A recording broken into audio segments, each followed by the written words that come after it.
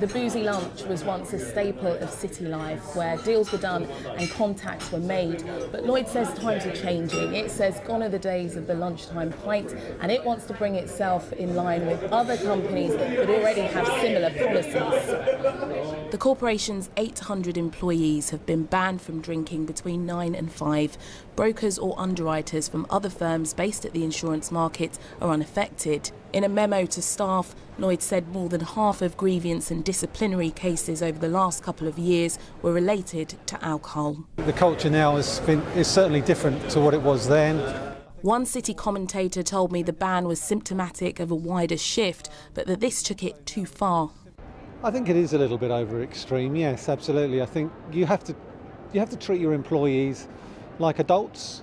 I think the days of nannying people, it's like being back at school. I think most responsible employees will drink responsibly if they feel the need to drink at lunchtime. And ultimately, when you're in the city, sometimes you will have to go out with the client and potentially have a drink at lunchtime. Drinking at lunchtime has been part of tradition in Lloyds and the City of London for many hundreds of years, and I think so long as you're sensible, why not be able to continue it? In general, it's a good idea to say to them, be reasonable about it, and you certainly don't want employees coming back drunk, but there's nothing wrong in having a drink now and again. Productivity goes down in the afternoons if you've had a drink, so I'm not really a big drinker. I would be happy if we weren't allowed. Lloyd says a ban removes any ambiguity on what is acceptable. If someone is found to have broken the rule, it'll be down to their manager to decide on the best course of action to take. Tolu Adeoye, BBC London News.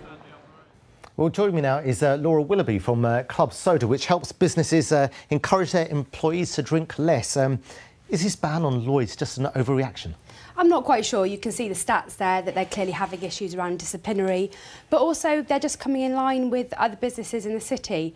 They clearly think it's affecting the work they do. Don't forget, it's a job that requires lots of fine detail. They hold people's lives in their hands in the insurance sector. So it's not a surprise that they may want to make some changes in the way the culture works in the industry. But can't staff just be trusted to not drink too much during their working hours? They've been doing it for over 300 years. Well, that's true, but they're clearly seeing it affect their business. But more importantly, you've probably been through dry January and you know what it's like when your mates put pressure on you to have a drink. And it doesn't take much of that for you to go over the top at lunchtime, for that to affect your performance. And at the end of the day, you're there to do a job. You're doing a job that's got detail in the financial sector. Clearly, Lloyds have decided that now's the time to say, actually, that's not acceptable. Right, I must say, I do dry 12 months of the year, but as far as the city is concerned, it's one of the most successful financial centres in the entire world, and they've managed to do that by allowing drinking. I know what it's like. I've worked in the city. You go out for lunch, you do a business deal, people might have a drink with their meal while they're doing the deal.